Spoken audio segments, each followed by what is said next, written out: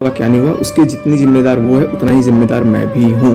लेकिन दिक्कत कहाँ हुई है, मैं अब इसमें कोई दो राय नहीं है।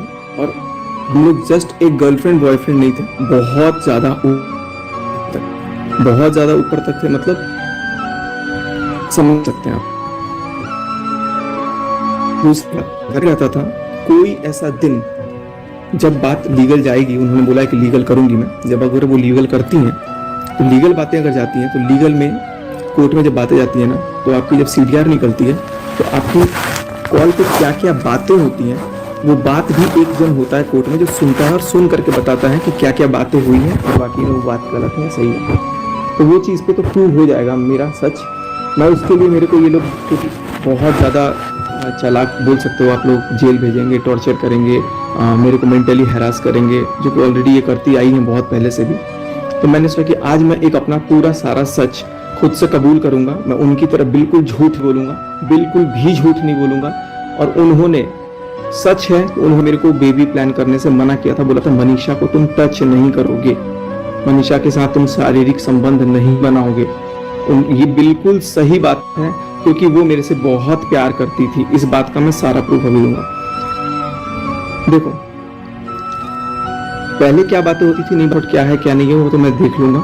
लेकिन अभी जो मैटर शुरू में लाइव आया था वो 7 नवंबर को आया, और 7 नवंबर से लेकर अब तक जो भी चीजें हैं वो चीजें मैं आपके सामने रखूंगा।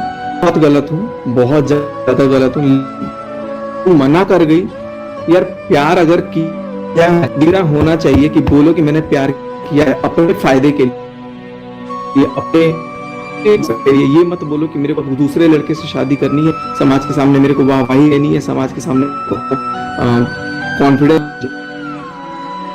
गलत हूँ लेकिन मेरे से ज्यादा तुम गलत हो, तो तुम मानने मेरा नेट दिक्कत कर रहा है।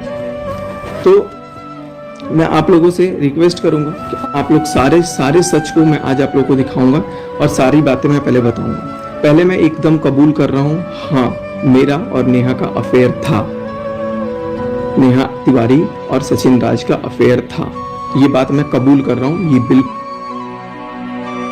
होटल में मिलने आई थी, ये भी मैं बात कबूल कर रहा हूँ। और किस होटल में मिलने आई थी उसकी बुकिंग डेट और बुकिंग डिटेल्स और उसके रजिस्टर सब कुछ है। नेट का इशू हो रहा है, नेटवर्क इशू हो रहा है, मैं थोड़ा सा आगे हो जाऊँ। तो मैं आप लोगों को बता रहा हूँ कि मैं अपनी जगह बिल्कुल, मैं कुछ झूठ नहीं बोल सकता, उनकी तरह बिल्कुल फरेब नहीं बोल सकता, बिल्कुल झूठ नहीं बोल सकता। सरिता को, आकांक्षा को, जिनको भी हाथ जोड़ सकते हो, तुम मनीषा को तो एक बार हाथ जोड़ लेते। तुमने मनीषा के साथ कितनी बड़ी गलती करी है। तुम अपनी बच्ची की कसम खा के बोल देना कि तुमने 1.5 साल से मुझे उसके साथ 7 साल से फिजिकल होने से नहीं रोका या नहीं मना किया है। और पहले तुमने मेरे को प्रपोज नहीं किया। मैं आपको इतना बता देता हूँ गाइस, एकदम सच बता रहा हूँ मैं अपनी वैष्णो माता की कसम, जो भी है भगवान मेरे को कभी औलाद का सुख ना दे अगर मैं झूठ बोल रहा हूँ इस बात का। तो मैंने नेहा को फोन किया या उसने फोन किया ये ध्यान नहीं, फोन पे बात हो रही थी आई थिंक बहुत पहले, राखी के भी पहले जब बात हो रही थी, तो फोन पे मैंने बोला कि सुनिए ना, मुझे ना अगले जन्म में आप मेरी सही दीदी बन के आना। मैंने दीदी बोला, मैं माँ कसम कह रहा हूँ, वैष्णो माता की सौगंध, अगर मैं झूठ बोल रहा हूँ ना और वो अपनी दासी बेटी की कसम और मंदिर में हाथ रख के बोल दे कि ये बात गलत है। मैंने उनको बोला आप सगी दीदी बनना, तो कह रही कि मैं दीदी तो नहीं बनूंगी, कुछ और बनूंगी। मैं बोला क्या? तो कह रही मैं बीवी बनूंगी।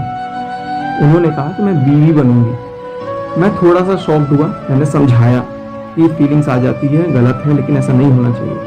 अगले दिन उनसे बात हुई मेरी फिर से, और अगले दिन फिर वीडियो कॉल पे जुल्फे ऐसे से बिखेरा जा रहा है, बहुत सारी चीजें की जा रही है जिससे मैं मेल्ट हो जाऊं। और उसके बाद मनीषा उस टाइम पे मायके गई हुई थी, और उसके बाद मुझे कुछ नहीं समझ में आया मेरे साथ क्या हुआ क्या नहीं हुआ, और इन्होंने बहुत गलत मेरे साथ करना शुरू कर दिया उस टाइम से। क्योंकि गलत नहीं बोलूंगा, क्योंकि वो भी मेरे से बहुत प्यार करती थी, बहुत प्यार करती थी। मैं आज भी इस बात को एग्री कर दूंगा, इतना प्यार करती थी कि उन्होंने मेरे लिए सुसाइड तक किया है, सुसाइड भी अटेम्प्ट किया मेरे लिए, किया है, उसका प्रूफ है मेरे पास। और एक बार नहीं किया, 2 बार किया, 2 बार भी शायद 3 बार किया हुआ। लेकिन मैं अपने नजर से इतना भी नहीं गिरा हूं कि भाई अपने आप को बचाने के लिए मैं झूठ पे झूठ बोलते जाऊंगा। मैं तो भाई मेरी इमेज खराब हुई है, मैं इस बात को एग्री करता हूँ, मेरी इमेज खराब हुई है। और अब क्या होगा, जेल जाएंगे, फांसी होगी, मौत होगा, यही होगा, कुछ नहीं होगा। वैसे तो मुझे पता है, क्योंकि मैं भाई सच कबूल कर रहा हूँ, अभी सामने ही कर रहा हूँ सबके सामने। उन्होंने मेरे से उसके बाद बात करते गए मनीषा की कमियां दिखाते गए कि मनीषा ये नहीं करती, वो नहीं करती, खाना टाइम से नहीं बनाती, जो भी XYZ बताते रहे। मनीषा अगर जैसे मैं तुम्हारी पत्नी होती ना तो तुम्हारे चरण धो करके पानी पीती रोज, ये उनके लाइन है। अपनी बच्ची की कसम खा के बोलते, अगर उन्होंने ये लाइन मेरे को नहीं बोला है तो मेरे घर में आकर के मेरे साथ रह करके सब कुछ। और कर्जे का महल बोल रही हो, तुम्हारा खुद इटारसी का घर गिरवी रखा हुआ है कई सालों से, उसका कर्जा तो तुम उतार नहीं पाए, तो भोपाल भाग के आए हो। ये तुमने खुद मुझे बोला कि उसका कर्जा मैं भरती थी, तुम मुझसे भरवाते थे तो मैं भोपाल भाग के आ गई। तो इन लोगों का भी खर्चा मैंने चलाया, अपने चाचा के परिवार का, अपने परिवार का, सबका खर्चा। चाचा के दोनों लड़के निकम्मे हैं, उनका खर्चा मैं उठाती हूँ। आज भी 5,000 रुपये भैयू को देती हूँ शूट करने की वीडियो। ये सारी बातें तुमने बोली, अगर भैयू भी देख रहा होगा ना तो समझ जाएगा। भाई देख, मैं गलत हूँ, मैं मानता हूँ, लेकिन जो बात सच है वो सच है। अब मैं सारी कहानी तो मैं बताऊंगा, लेकिन मैं पहले नेहा तिवारी की चैट्स दिखाऊंगा, लाइव दिखाऊंगा, क्योंकि जो बातें हुई हैं वो आपको देखना जरूरी है, जिससे आपको समझ में आएगा कि वो मेरे से कितना प्यार करती थी। और मैं पहले की चैट्स तो बाद में दिखाऊंगा, पहले मैं आपको 7 नवंबर जिस दिन लाइव आया था उस दिन से चैट्स मैं आपको दिखाना। तो गाइस, आप लोगों ने सचिन की बातें सुनी, तो उससे पता चल जाता है कि इस टाइम सचिन की हालत सही नहीं है। सचिन बिल्कुल पागल हो रखा है प्यार में, तो नेहा के प्यार में यहाँ पे पागल होके मनीषा के तरफ वो देख नहीं रहा कि वो बेचारी कितनी रो रही है। तो आप लोग बताइए कि ये सब कुछ सही हो रहा है कि नहीं, एक भाई बहन होने के बाद में इस तरीके से कर रहे हैं।